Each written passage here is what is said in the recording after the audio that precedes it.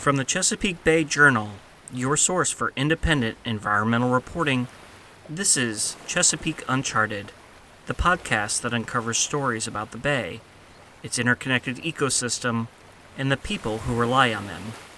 I'm Jeremy Cox. On today's episode... You glad I woke you up this morning? Yeah, I am. My daughter, Charlie, 10 years old when this was recorded. When we talk about saving the planet from climate change, things tend to get real complicated, real fast.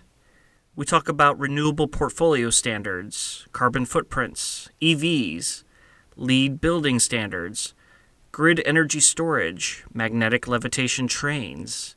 You know, high-tech stuff. And we should. We are definitely going to need some creative engineering solutions to reduce the greenhouse gas emissions that are warming the Earth. I'm out here in Frederick County, Maryland, with my little one in tow, to observe volunteers deploying a truly impressive mechanism against the problem. What are we doing?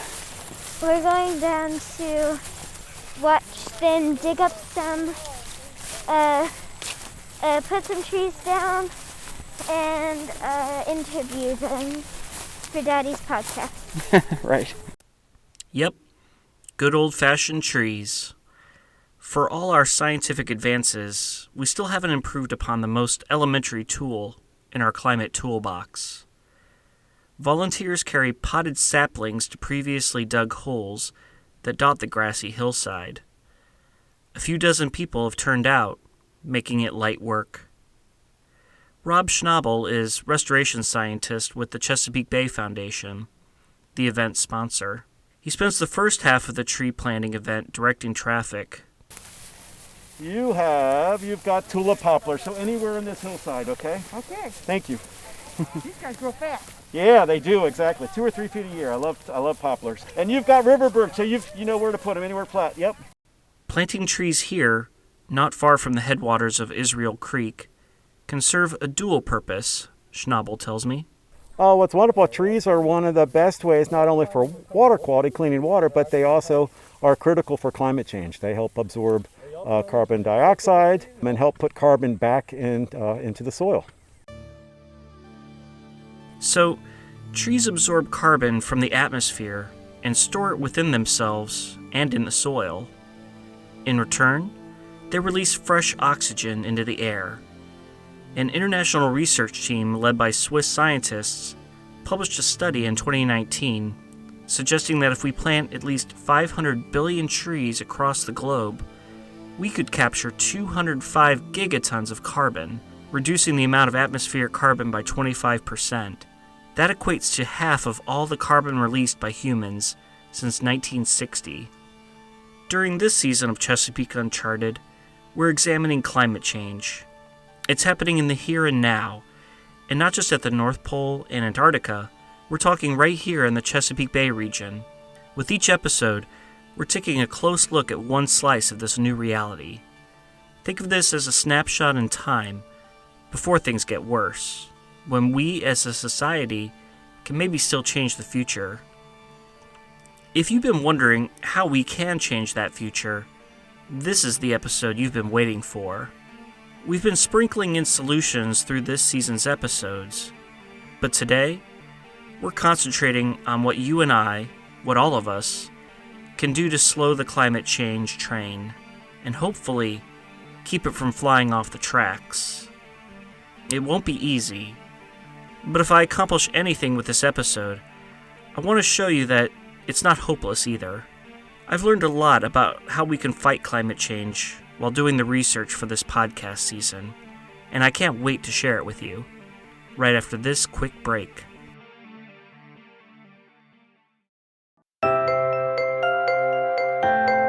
Chesapeake Uncharted is brought to you in part by Greenfin Studio, offering marketing and communications services for a greener world. Their team combines strategy, creativity, and scientific insight, setting them apart when conservation, sustainability, and scientific organizations need help telling their stories. See what they can do for you at greenfinstudio.com.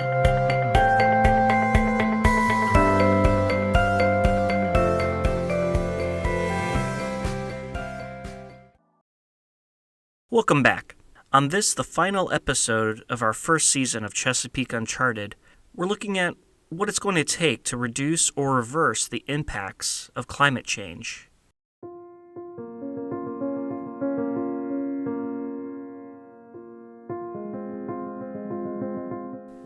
No biggie, right? Let's start with one big number, 1.5 degrees Celsius. Okay, maybe that doesn't sound like an impressive amount, but when you're talking about heating up the planet, it is. According to the United Nations Intergovernmental Panel on Climate Change, that's the limit for how much global average temperature can rise above pre-industrial levels before the climate really goes haywire. Think of it as a point of no return. Once we go above 1.5 degrees, we unleash a Pandora's box of worst-case scenarios. More heat waves, more plant and animal extinctions, deadlier floods and storms. The threshold was swiftly adopted by virtually every nation under the 2015 Paris Agreement. Humans have already caused about 1.1 degrees of heating. In its latest report, this past August, the UN Climate Panel said that more heating is already baked into the Earth's system. But with sustained, coordinated efforts by countries across the planet, temperatures could begin to stabilize within 20 to 30 years. To stay below 1.5 degrees, the panel says the world needs to cut its greenhouse emissions in half by 2030 and reach net zero carbon emissions by 2050. In 2019, the United States released 6.6 billion metric tons of greenhouse gases into the atmosphere, ranking only behind China as the world's largest emitter. That's a big number too. I mean, where do you even begin with that? And I don't mean the royal you, I mean you personally. There are two schools of thought on this. You could go small with things you do at home, like cutting meat from your diet, switching to an electric car, installing solar panels on your house. Or you could go big, like collecting signatures on a petition, writing letters to Congress, or even running for office yourself. Theorists have a name for this debate: individual action versus collective action. Which is best for fighting climate change? I'm genuinely torn here myself. When I'm turning down my thermostat to 60-something degrees in the winter, I often wonder whether I'm making a real difference. And when I watch meaningful climate legislation go down in flames in Congress, my hope in the democratic process dies yet another death. So let's take some time here exploring the merits of each course of action. First up, collective action. All right, I started recording. My name is Mike Tidwell. I'm founder and executive director of the Chesapeake Climate Action Network. Tidwell's advocacy group has been around for 2 decades, pushing for climate policies in Maryland, Virginia, and the District of Columbia. It is collective action incarnate, a group of citizens leveraging the weight of their numbers to sway climate policy at the state level. The strategy has yielded results, Tidwell says. In the last 20 years, we've come a long way. Our very first piece of legislation was in 2002, and it was for a dinky little clean energy mandate that would require utilities in Maryland to get 7.5% of their electricity from clean sources by the year 2022. It was a really bad bill full of loopholes and very, very modest. Telling utilities what kind of electricity to put on the grid was really exotic and seen as radical. Fast forward 20 years, now that's just a common practice in 33 states, and it's about to become expressed in federal law. So we've come a long way, and Maryland itself now has a goal of 50% clean renewable electricity for the entire state by the year 2030. And the group has helped boost similar climate action in adjoining jurisdictions. We've made similar progress in Virginia, and in the district is going to hit 100% clean electricity by the year 2032. So we've made progress. But the fight is far from over, Tidwell says. The most recent climate studies suggest that even deeper emission cuts are needed to avoid catastrophe. His group is prioritizing bills that accelerate the adoption of electric vehicles and ban fossil fuel use in new construction, and requires that existing buildings be retrofitted. If you sense a theme here, it's that collective action often entails inflicting economic pain on some of the country's most powerful interests. Yes, the energy sector, but also a laundry list of other potential industries. Industries like builders, automakers, farmers, banks, Bitcoin miners, airlines, and landfill operators, just to name a few. No one wants to be blamed for causing the planet's demise. So, as Tidwell sees it, these calls for individual people and families to green up their lifestyles, they really just play into the hands of major polluters by letting them off the hook. For a number of years, in ways sort of encouraged by the polluters, the oil companies, the coal companies, the answer to that question was in some ways popularized that you cause global warming. You, the Smith family, you're the reason the planet is warming. So you, the Smith family, have to, change everything that you do at home. Sort of 10 things you can do at home to fight global warming, or 10 things you can do at the office to go green. Individual actions make us feel good, and you shouldn't discount their impact entirely, Tidwell says. But the Smith family by themselves did not cause global warming. Really, what's triggered global warming is a very slow response from our policymakers to the established science of climate change, what's causing it and what we can do about it, i.e. the combustion of oil, coal, and natural gas is causing it. And if you want to solve it, you have to get off of fossil fuels as soon as possible. So when people ask, what's the number one thing they can do to stop global warming? I tell them, step one, stop being an individual. Vote politicians into office who will address the climate problem. Yes, change your light bulbs, but more importantly, change your leaders. And above all, he says, become part of something larger than yourself. Pick one group that you know is fighting hard on climate change. Become a member of one group and stay in touch. Get their alerts, get their emails and texts, and they'll tell you what you can do. We've already seen this work in real life. During the November 2020 presidential election, concerns about the economy and the pandemic were huge determinants in voters' minds. But climate change wasn't far behind. Exit polling conducted by Edison Research showed that 2/3 of voters agreed that climate change is a serious problem. Of those, 68% voted for Joe Biden, the candidate with the boldest climate agenda of any major party nominee in history. And, spoiler alert, Biden won the election.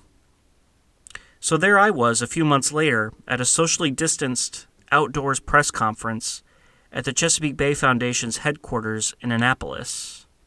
Under the Trump administration, climate change was largely ignored and even called a hoax. Now, a new U.S. Secretary of State, Antony Blinken, was approaching the microphone to amplify a stark shift in the nation's stance. If America fails to lead the world on addressing the climate crisis, we won't have much of a world left. If we succeed, we'll capitalize on the greatest opportunity to create quality jobs in generations. We'll build a more equitable, healthy, and sustainable society, and we'll protect this magnificent planet. Blinken used this speech to call on world leaders to reduce greenhouse gas emissions, warning that a lack of action could wreak widespread social and ecological damage in coastal areas. Speaking outdoors with the Chesapeake Bay as his backdrop, Blinken described what might become of the region if sea level rise continues unchecked. If this continues at the current pace, in just 80 years, the bay will extend inland for miles, overtaking the homes of 3 million people, destroying roads, bridges, farms. Many of the bay's plants and animals will die out. So will the fishing industry. To my children's children, the landscape will be unrecognizable. He reminded his audience of the steps already taken by the new administration, Biden had rejoined the Paris Agreement and named former Massachusetts Senator and Secretary of State John Kerry as the nation's first climate czar. Blinken also announced a series of actions his own department would take to prioritize climate change. Our diplomats will challenge the practices of countries whose action or inaction is setting the world back. When countries continue to rely on coal for a significant amount of their energy, or invest in new coal factories, or allow for massive deforestation, they will hear from the United States and our partners about how harmful these actions are. If you're a believer in collective action, then Blinken's closing words from that spring afternoon in 2021 could serve as your anthem. If we lead by the power of our example, if we use our foreign policy not only to get other countries to commit to the changes necessary, but to make America their partner in implementing those changes, we can turn the greatest challenge in generations into the greatest opportunity for generations to come. Thanks for listening. I go up to Will Baker afterward to see what he thought of the speech. At the time, Baker was the Bay Foundation's president. It's the largest advocacy group that looks after the Bay. I toss out a few questions, but the main subject on my mind is this. Administrations have come and gone, and none has really made a dent in climate change. Does he think Biden and his administration really mean what they say? Well, I do. And when you hear President Biden say it so often, and it rolls off his tongue without even seeming to be scripted, that makes me think he really gets it. And he started saying it on the campaign trail, and he's been saying it since day one of his presidency. I think they mean it. Now, whether we can get meaningful change through the Congress of the United States is another question. Prophetic words. The Biden administration later in the year would propose a sprawling $2.2 trillion spending bill dubbed the Build Back Better plan. It included $555 billion in renewable energy and clean transportation spending over a decade. That would make it the country's largest climate-related investment in history. The legislation would help the administration meet its goal, announced just days after Blinken's Annapolis visit, of cutting the nation's greenhouse gas emissions by 50 to 52% by 2030 from 2005 levels. If you've been tracking the news, you know where this is going. West Virginia Senator Joe Manchin, a critical Democratic swing vote in the evenly split Senate, announced he couldn't support the bill. And that was that.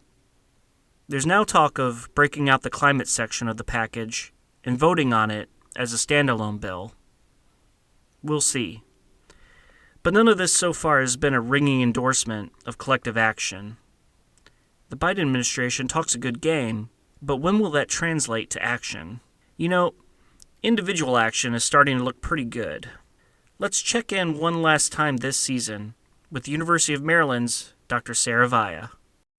All right, me too. Here we go. Recording in progress. Well, it's good to have you back, Sarah. How you been? I'm pretty good, thanks. Thanks for having me. Yeah, so today we're talking about what you in quotation marks, can do to help combat climate change in your own life. And I understand that this is actually your forte, right? You give talks all over the place about this. Yeah, I have given a couple webinars, and I do talk to people a lot about it because people who are worried about climate change, of course, want to know what it is they can do about it. Before I could pose my question about individual versus collective action, she beat me to it. I guess I first want to comment on what is somewhat of a controversy, I think, out there in the airwaves is whether or not individual actions actually make a difference. Because a lot of people say what we really need is policy change, which of course is totally true. And yet our individual choices contribute somewhere between 50 and 70% of all carbon and other greenhouse gas emissions. So our behaviors do make a difference. Let's say that again. 50 to 70% of all emissions come from our behaviors. It's starting to sound like this isn't necessarily a binary choice, either collective or individual action. Neither will get us across the finish line on their own. If we're going to rein in our emissions, we're going to need to address both. In fact, Vaya says, Behavioral research suggests that someone taking steps to reduce their personal carbon output may be more likely to engage in the big picture policy stuff. Think of it as a gateway drug, the good kind. Paying attention to these actions helps people get more motivated about actually advocating for policy change, as well as, talking to their friends, et cetera, about different individual actions. What does a lower carbon lifestyle even look like? We'll talk about that right after this last break.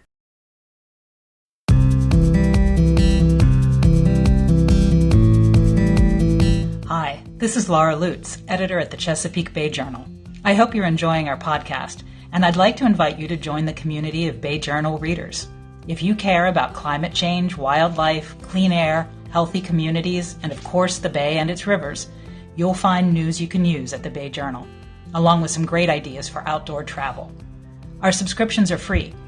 Check us out at bayjournal.com and click on subscribe to start receiving the best independent environmental news in the Bay region.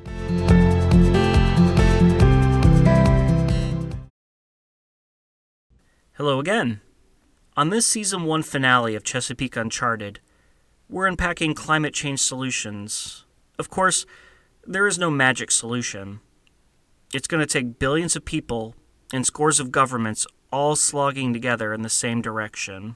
Collective action and individual action.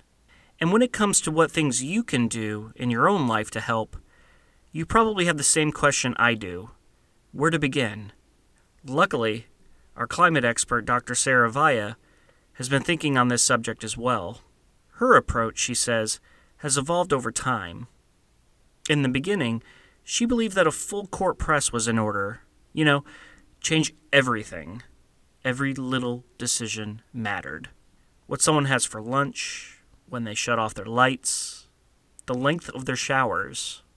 But I've realized more recently that there are infrequent choices that we make that have a really big difference on our overall contribution to climate change. And those are choices like, what vehicle are we driving? And what is our housing situation? If we own our own homes, how big is our home? How is it heated and cooled? In the grand scheme of things, it's these less frequent choices with long-lasting implications that make the biggest difference, she said. Take, for example, when it's time to replace your home's heating and air conditioning, or HVAC system. You can choose a furnace powered by fossil fuels, such as natural gas or propane, or you can select a heat pump that uses standard electricity. If you install a heat pump, you're making the greener choice, Vaya says. The electrical grid is still largely powered by fossil fuels. In the Mid-Atlantic, only about 6% of the electricity on the power grid comes from renewable sources. But that amount swells to 40% if you add nuclear sources into the mix. In any case, renewable energy's share is growing and is expected to continue doing so. Over the 15 or 20-year life of a heating system, then, the carbon gap between the furnace and a heat pump will only get wider. I think the wave of the future is to electrify everything that's possible. When my wife and I bought our house a decade ago, several major appliances were hooked up to a propane tank buried in the side yard. The hot water heater, the gas fireplace, the dryer, the oven/stove, and the furnace. Today, all that remains is the fireplace. And we use that so little that every year our supplier charges what basically amounts to a non-usage fee. The rest are on electricity. I'll admit that my main motivation wasn't saving the planet. It was my outrageous gas bills. I'm not saying it will necessarily work out this way for you, but there certainly can be some co-benefits to going green. If you don't want to wait for the electricity grid to switch over to wind or solar energy, there's something you can do to start benefiting from renewables today, Vaya said.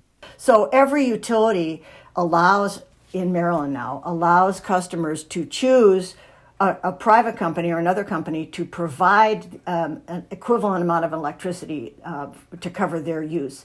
And so you can choose a supplier that provides, say, wind energy or utility solar. And that's one way that you can, completely make your own energy use clean. Guess what, apartment and condo dwellers? you've already taken a big step toward reducing your carbon footprint.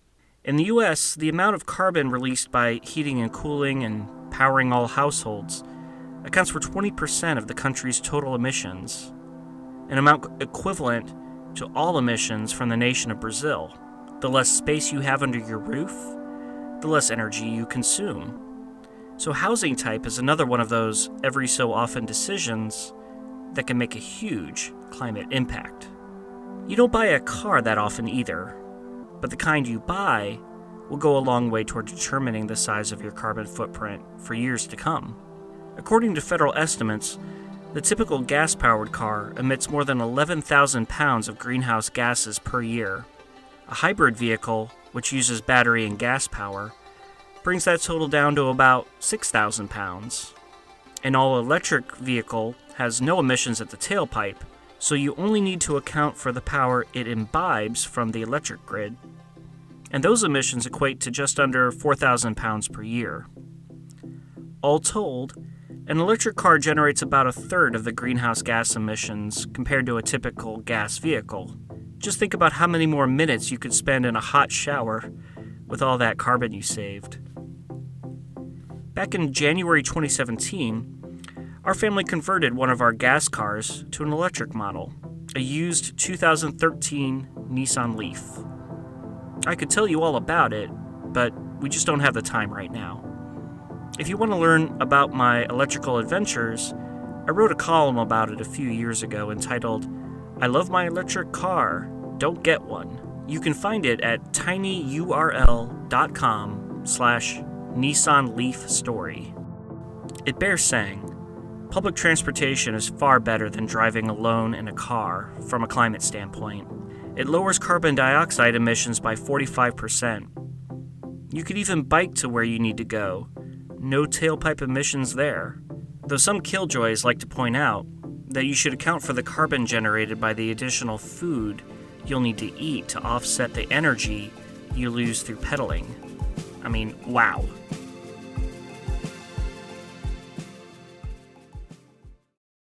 As you can see here, daily decisions still matter. For example, Via says, if you can set your thermostat at 68 in the winter and 78 in the summer and you're still comfortable, well, go for it. When you're out and about, combine your errands. It saves gas and time. And maybe consider eating less meat. You don't have to go full vegetarian or vegan to make a difference. No big guilt trip about whether or not you have meat for various occasions. But I think if people think about it, you might be able to say, well, wow, I have meat 3 meals a day. Maybe I have sausage or bacon for breakfast, and I have lunch meat for lunch, and then I have meat at dinner. Do I really need to have meat for all of those meals?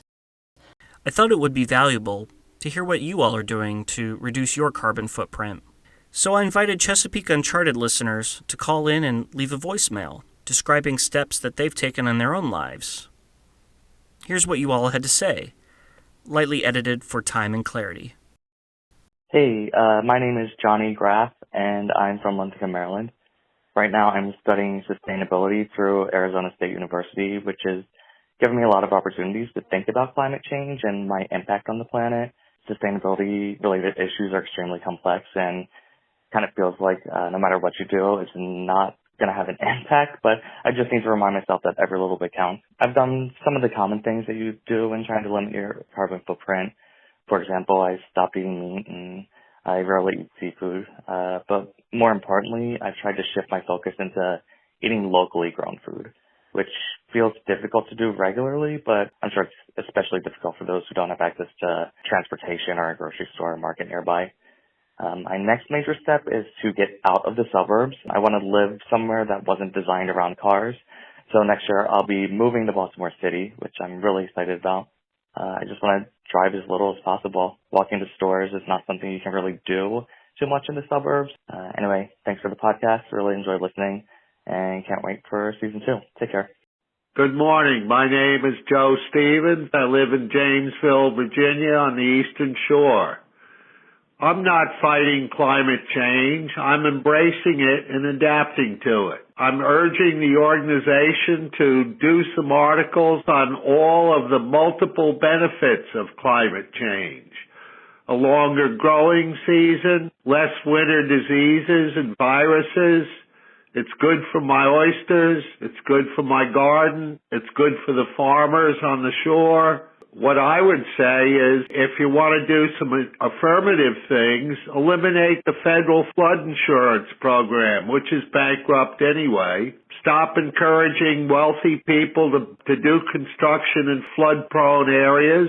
And good luck to you. Hi, my name's Audrey F. Schmidt. I live in Seneca Rocks, West Virginia in the Potomac Highlands. I'd like to talk about the work that I do with Propagate Ventures.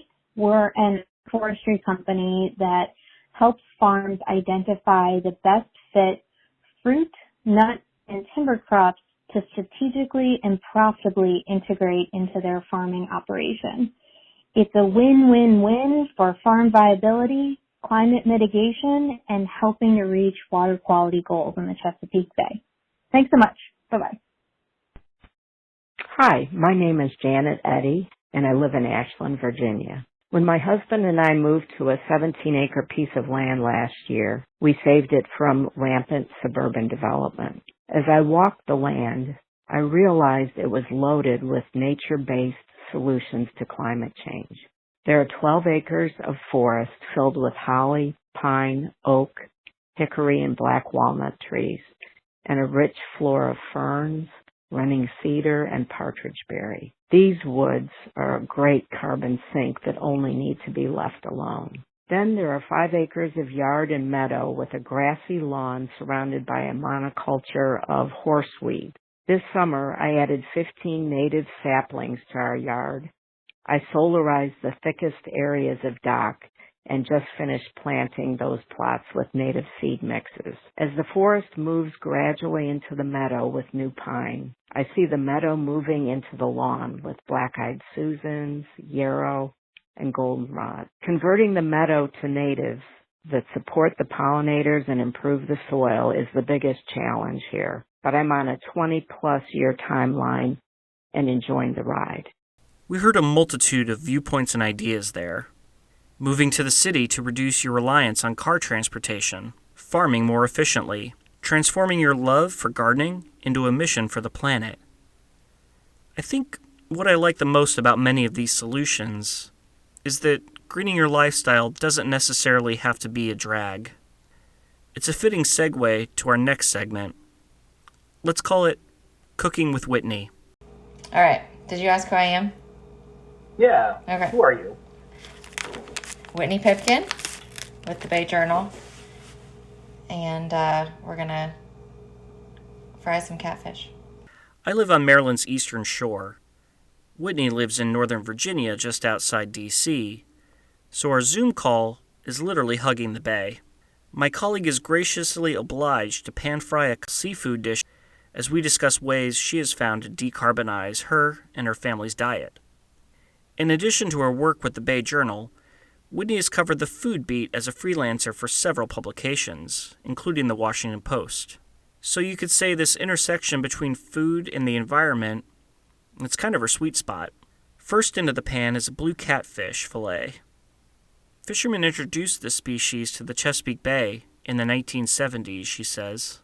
And it really took hold and came onto people's radar in the early 2000s as a problem for other species in the bay. And what's it do? It just eats absolutely everything. They're voracious eaters. They can get huge. It's time for humans to fight back by eating them. Blue catfish can now be found on many of the area's restaurant menus and at grocery stores. Blue catfish is something I just picked it up at my local Wegmans. They have it there pretty reliably, and it was $9.99 a pound, which is far better than the other fish options. It's an example of how to deal with a problem that we're going to have increasingly as new species come into the bay. If you've been waiting for the climate connection, here it is. As the waters of the Chesapeake warm, the composition of marine life within it will change. Fish from southern latitudes will evolve from being occasional visitors to permanent residents, and introduced species, like the blue catfish, will find it more to their liking. People need to be flexible about what it means to eat a Chesapeake Bay diet. And a diet that's sustainable is increasingly going to include things that shouldn't be here. So what you doing there? I am putting some pepper and salt on catfish.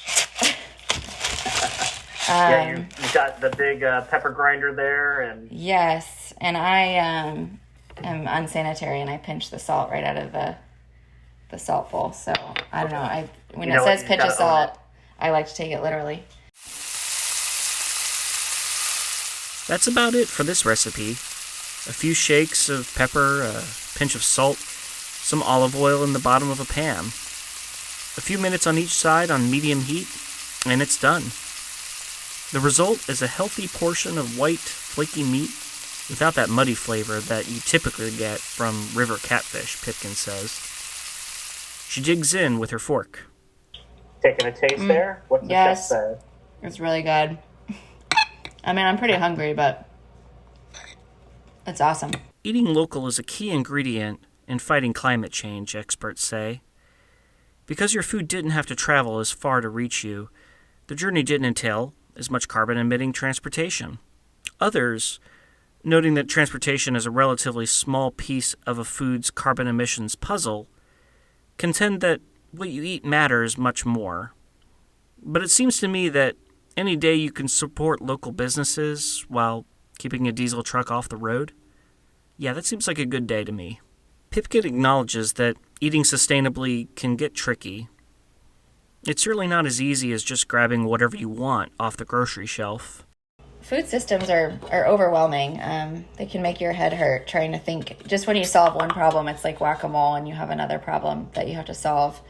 So I find a lot of comfort in just making one plate and trying to improve that one plate or your one meal plan for your family. One plate, meaning literally just that. A protein, a grain, and a vegetable. Find one of each and put your dinner together. My thanks to Whitney Pipkin for sharing her lunch hour with this podcast. We've been all over the Bay region this season. We have witnessed damage from climate change in places like Ellicott City, Annapolis, Eagle Harbor, Norfolk, and Dorchester County. We've heard from the real people dealing with increased flooding, deadlier storms, and sweltering heat.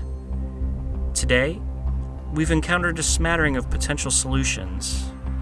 There are, of course, many more.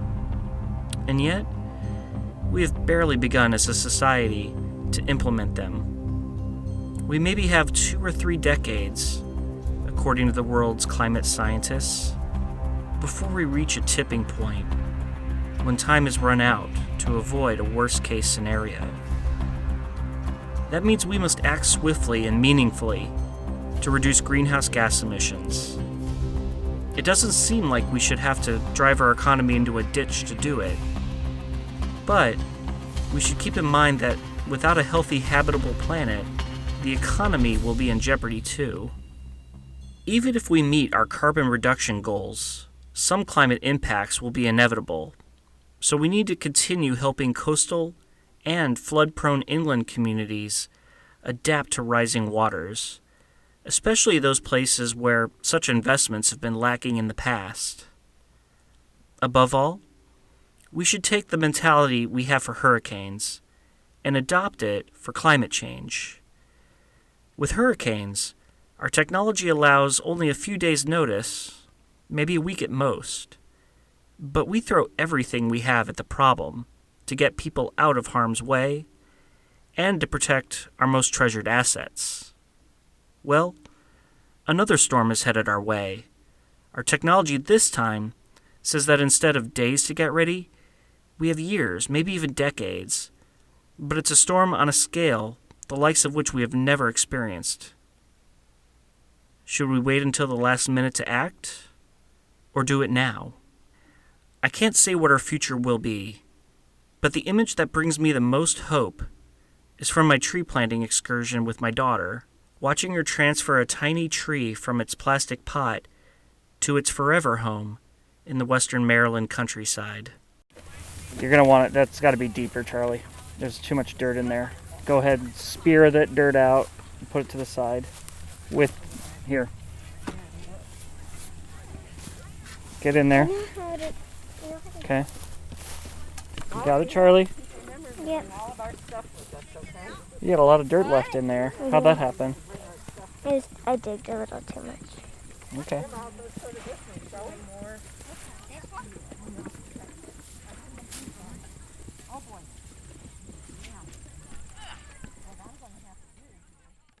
See you later for Season 2 of Chesapeake Uncharted.